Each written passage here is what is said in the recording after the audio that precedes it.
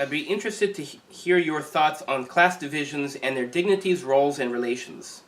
This is particularly of interest to me in their reflection in the orders and choirs of angels, their dignities, roles, and relations. And I remember you mentioned a papal encyclical on the blessing of having class distinctions. Which pope were you referring to? Well, we'll start with the bottom, Okay. and that is St. Pius X. I don't remember the name of the encyclical, but I remember the Pope who did it. Okay. So, if you're anywhere near your Google, ladies and gentlemen, look up St. Pius X and class distinctions. Well, class distinctions are an important thing because every position in society, we're trained to think with this false egalitarianism, the idea that there are people above me as well as people below me is wrong, except that it's true. You know, there are people who have more money than I do, who have better education than I do, who, dare I say it, play a much larger role in life than I do. There are people who are not as well educated as I am. There are people who do not have as much money as I do. There are people who play a lesser role in life than I do. Every one of those three ranks who delineated, them, and me, have a dignity particular to them, a quality particular to them, because each of them does something the others can't. I mean, stop and think about this. This society of ours would come to a grinding halt if it weren't for literally armies of unskilled laborers. And these unskilled laborers, you can talk if you want, how anybody can go up to become president. Sure, you bet. Anybody with enough money can grow up to become president. The fact of the matter is, we are totally dependent upon those regiments of unskilled laborers. And they have a very real dignity that is denied them in our society because we pretend that what they do is unneeded and low class and terrible. It's not. It has a dignity particular to itself, which we deny it. Instead, we focus basically on everyone becoming film stars. You know, that's our idea, that's the top. There is nothing greater than for a man to be Brad Pitt or a woman to be Angelina Jolie. And that's really stupid. First, I wouldn't want to be either one of them. On my lower left, I might do partial Angelina. I couldn't do Brad for the best of my. I mean, I'm just not. No. This reminds me of Charles Barkley, who's used to be a professional sports player. He said that the problem with the black community, one of the biggest problems, is the belief that there are two ways to get out of the ghetto: through the entertainment industry or through the professional sports industry. Yeah. And then, well, there's a third, too. Oh, what's that? Gangbanging. Oh, well, yeah. Now, and the problem there is that what does that do to the ghetto? I mean, the ghetto itself, stop and think about this. The ghetto itself, if the people who live there looked at it as their home that needed to be improved, it'd be a world of difference. Yeah. You know, one of the terrible additions to this whole dynamic was the move to the suburbs after World War II. You know, escaping the blighted urban areas. Oh, that's just terrible, you know. And then, of course, the Supreme Court gave city governments the right to knock them down, which they did, and then built nothing. So you've got all over the Northeast and the Rust Belt, you've got these, so even today, 50 and 60 years on, you've got these areas of ruin that nothing's ever been done with. But anyway, the idea that each of us should make the best of where we are and what we have is completely foreign. Rather, we're asked to be unhappy with where we are and what we have, and yet we don't have the means to really to improve it. Yeah. I mean, you know, you should be willing to settle just for that. Why not? Why not try to make the very best of what I've got? there's an old thing that Dickens quotes, "Oh, let us love our occupations, bless the squire and his relations, live upon our daily rations, and always know our proper stations." Well, of course, he's being ironic, but there is a certain truth to it, in the sense that we have a culture that tries to push us all to want to be at the very top, when it's simply not possible for the vast majority of us. And trust me, if you get to the very top, what? Mr. Trump is president. You see how much happiness he's getting out of the job. You know, I don't know, he does seem to enjoy fighting with the press, so that's something. But, no, I mean, the truth of the matter is, there is a hierarchy in amongst human beings, always has been, always will be. Now, don't get me wrong. There does, I think, need to be a certain fluidity. If your innate abilities can take you further than your father went, great.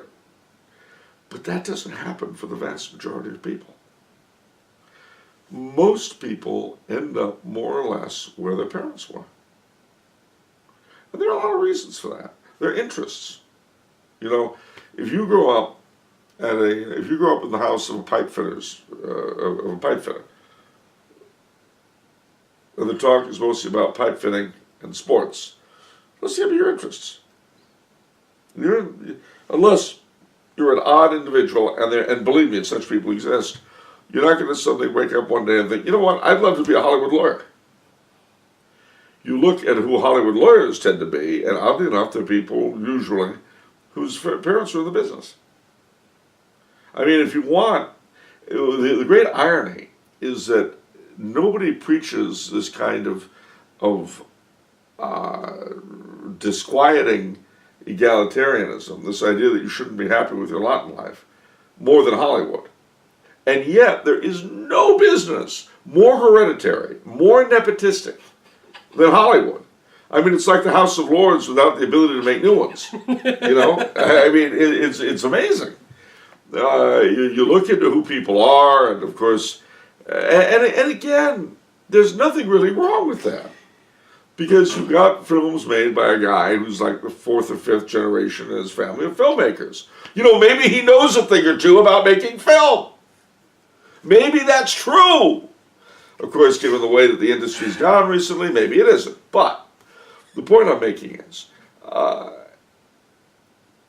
rather than disparaging the social classes we have, you should explore them, improve them, dare I say. I mean, look, if you are a pipe fitter in Detroit, be the best bloody by God pipe fitter you can be. Practice your skill well. Pray to the patron saint of pipe fitters, whoever the hell that is, pardon the expression. I don't know who he is. But if your kids have some interest in something else, by all means encourage them. But that's not going to happen very often. It does happen, but not that often. Instead, what we've done is created a couple of generations of people of all races who feel entitled to things beyond their abilities. And that is a terrible thing. You know, why is it I can't have a big car and a big house in Beverly Hills? Well, because I can't afford it, and I never will. Well, how come I can't afford it? Well, it's because I'm a writer, and a freelance writer, and freelance writers never make that kind of money. And if I really want that kind of stuff, I need to go into something else. If I want to stay with what I've got, then I'll stay with what I've got. But there'd be nothing stupider than me feeling resentful at things I'm not capable of having. It touches on another point, and that is that there's hierarchy in heaven. And really, the Bible is scattered with things like the least in the kingdom of heaven. Well, that implies that, you know, when we croak, there's going to be class distinctions in heaven. And why shouldn't there be? Why should my reward be the same as St. Francis of Assisi's? Well, I'm not a 15th as holy, not a 100th. they say that every soul who goes to heaven gets exactly the amount of joy it can take. But that capability is different. Yeah. You know, you take a thimble and you take a tankard. You fill them both up with water. They're both full. But you know what? This is still a thimble, this is still a tankard. So, I would definitely say that we should be grateful for class distinctions, exactly the way St. Pius X says. If people are of sufficient ability to pass on to something higher than where they were born, more power to them.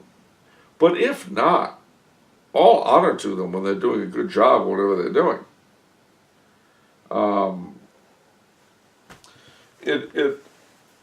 I had the interesting experience of seeing the remains of the day. Oh, yeah. With an individual who was in fact trained to service, and said individual declared that it was a happy ending. No, it wasn't at all. Not to you, because all you were supposed to think of him. Anthony Hopkins was supposed to get with Emma Thompson. But But he was too busy serving. there's more to it than that. Emma Thompson went off on her own and had a really unhappy marriage. Her life was hell. Yeah, see? Her life was utter hell. She went off and did what she wanted. Now, mind you, I'm speaking to you from the point of view of the ex-butler with whom I saw it. Her life was hell. His life was fulfilled. And, to add insult to injury, of course, his master's political efforts failed. But if they hadn't, he would have been part of something much bigger than himself. As it was, he hobnobbed with members of the aristocracy, with foreign ministers, with people that he could never have ever dealt with had he, had he not been in service. Yeah. It's a different way of looking at things. Yeah. But having pride in where you are, a very important thing. So as far as he was concerned, he said, what would have happened if he got off with Emma Thompson? He'd have been trapped with her shrieking children. Wow. And the ex-husband. Okay. He would have been trapped in that drama. Okay, well, I won't get into No, a you debate on this, needn't. But this, I hope this is giving you a bit of a mind twist. Okay. It is. Mind twists are good for the soul.